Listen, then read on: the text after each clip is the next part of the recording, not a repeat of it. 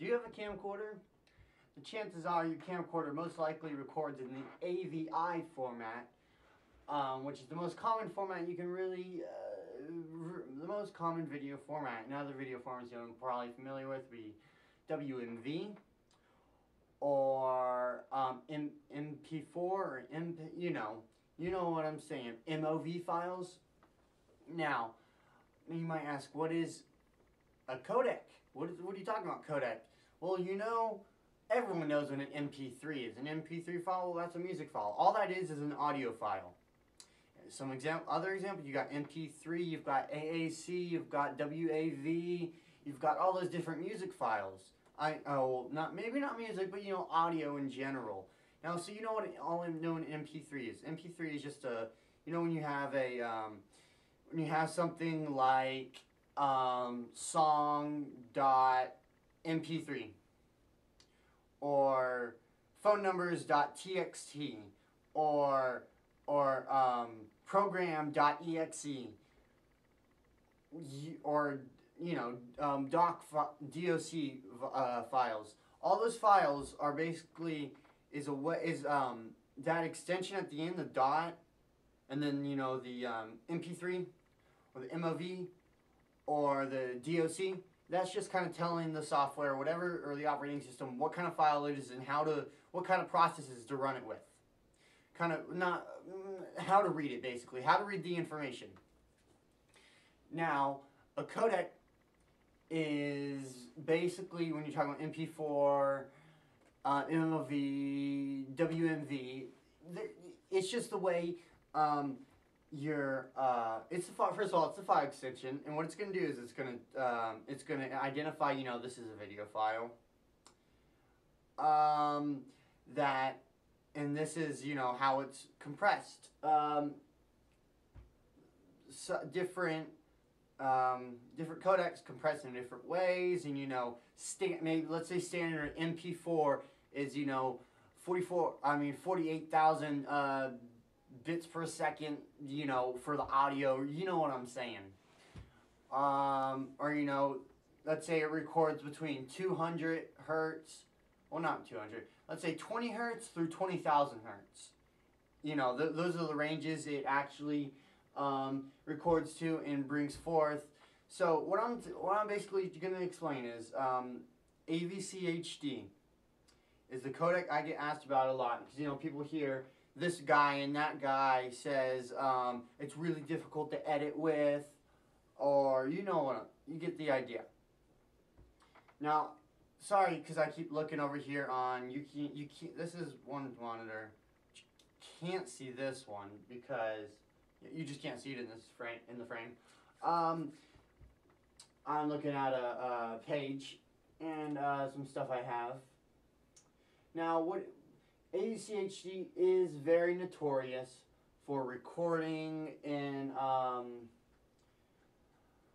for being very difficult to edit with. In other words, what's going to happen is with AVCHD, lots of software supports it. I doubt Windows Movie Maker or iMovie actually support it, because they're the low-end software.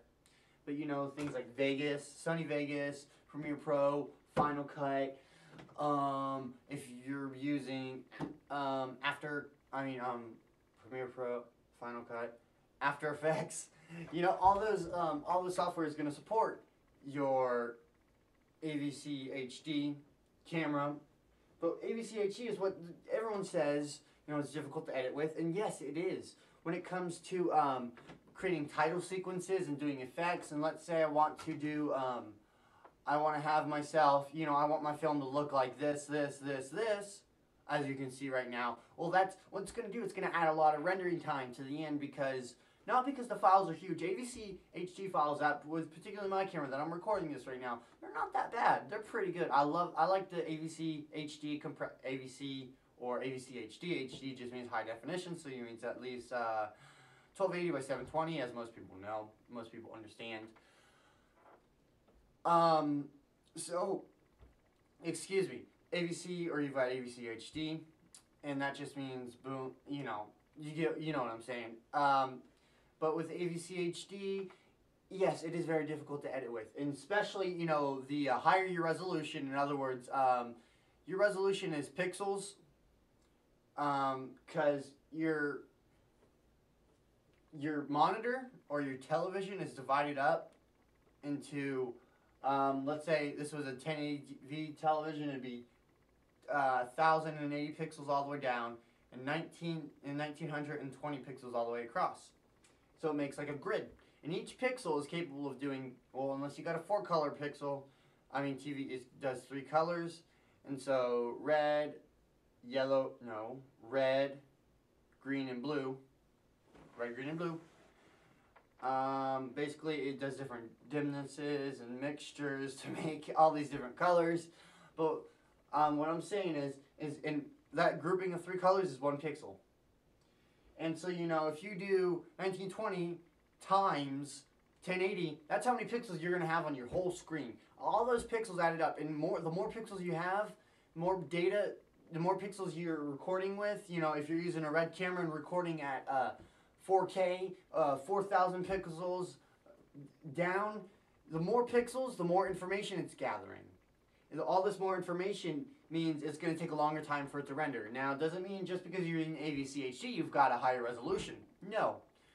AVC, all it means, it's just the compression. AVCHD is a great compression, may not be the best compression in different people's opinions. I certainly think it's a very high-end and very nice compression. It usually shows up as an MVC file, I think. MVC is the H.264. I'm sorry, not H.264. I think it's MVC. Let me look really quick. But, it generally, yes, it is. It does take more power to, let's say you've got 2 of the exact same videos, same resolution, same bitrate, same all things. One's recorded in H.264. One's recorded in AVCHD. You put them side by side and you render them out. Well, the H.264 is going to be quicker to render. It's going to render quicker than the AVCHD. AVCHD is a very difficult codec.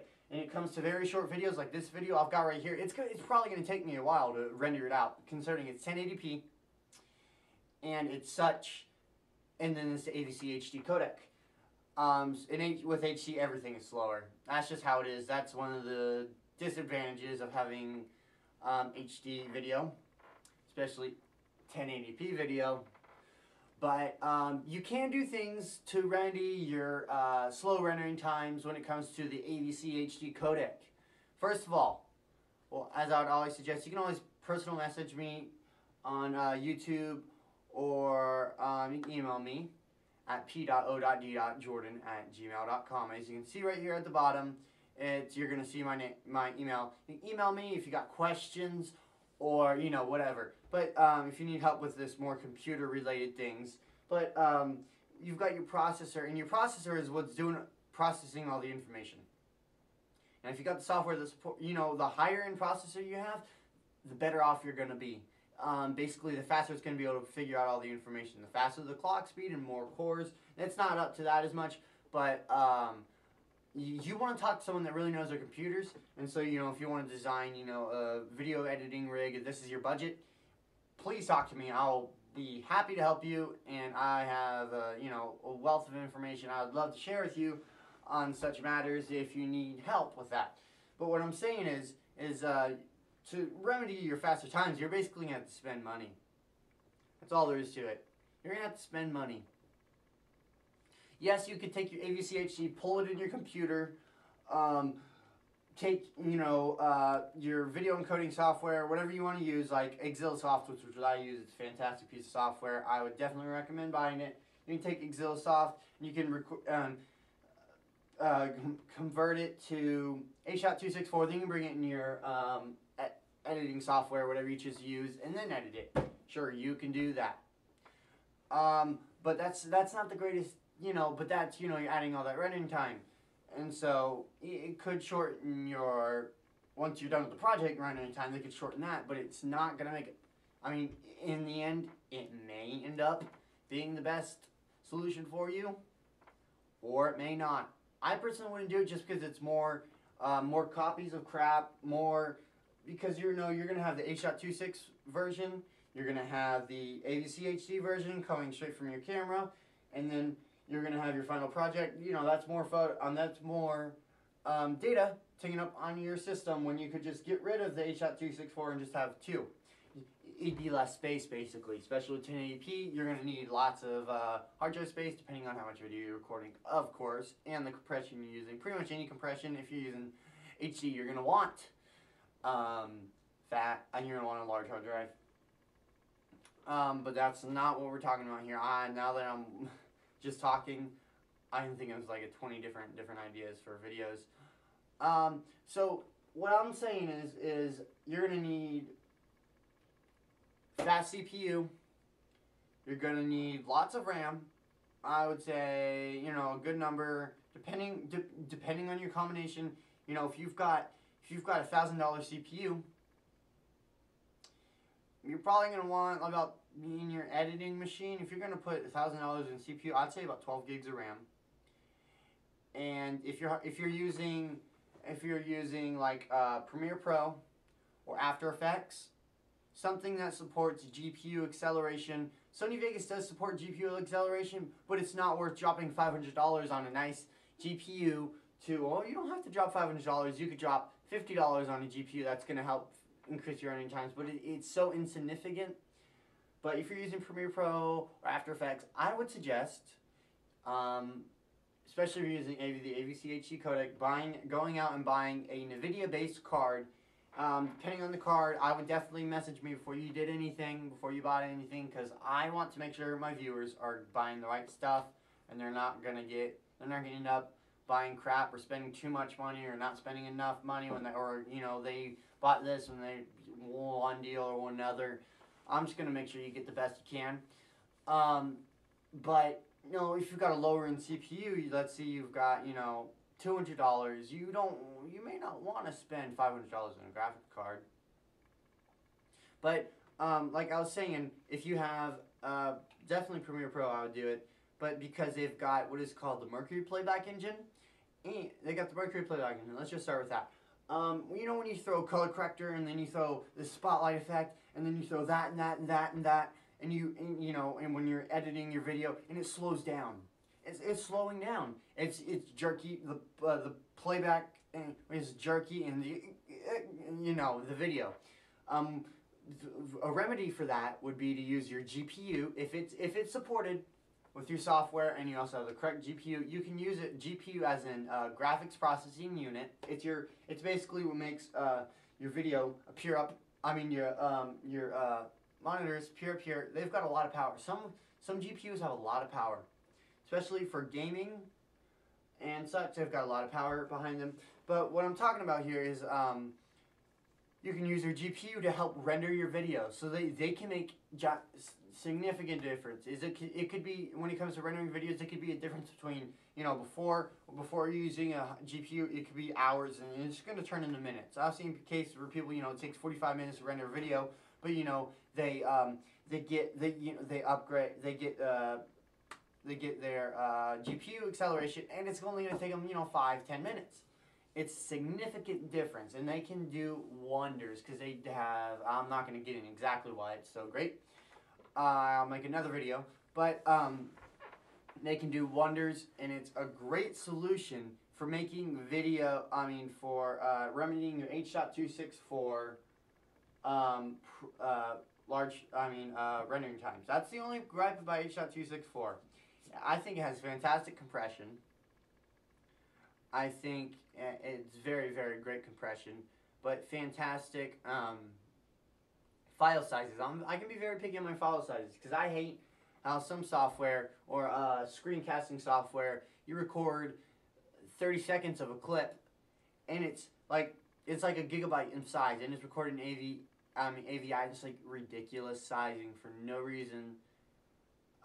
You know, but AVCHD in this capacity with my camera does not actually do that. It's fantastic. I would seriously call it, it's seriously fantastic.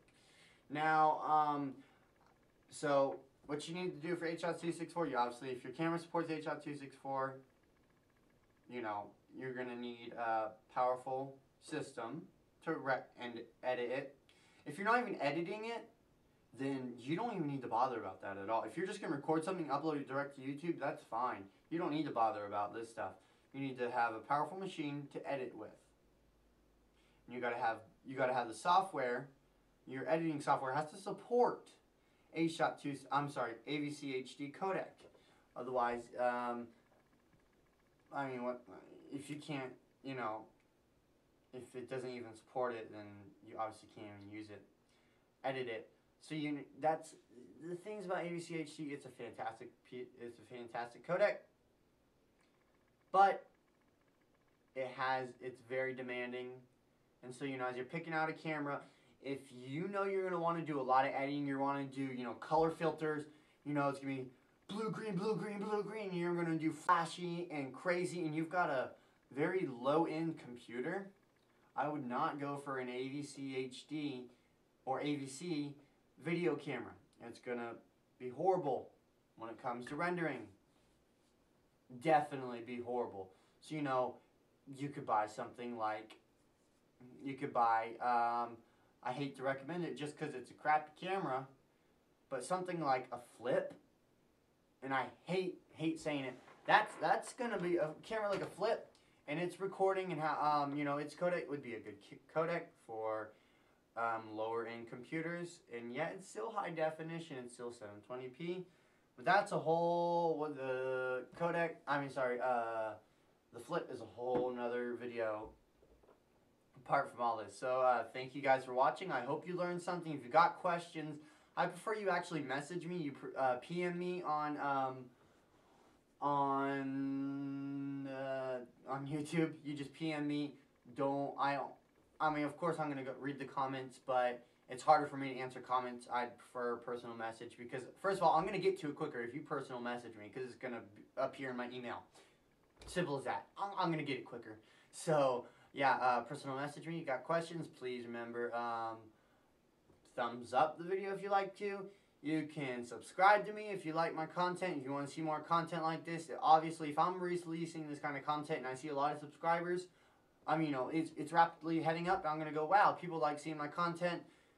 That'd be great. If you've got any suggestions for videos, message me, or you can also email me at this email address right here.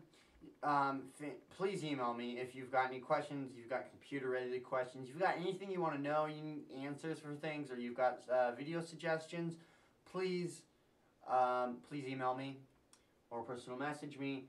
I'd love to help you out, and I'd love suggestions. So I will see you guys later.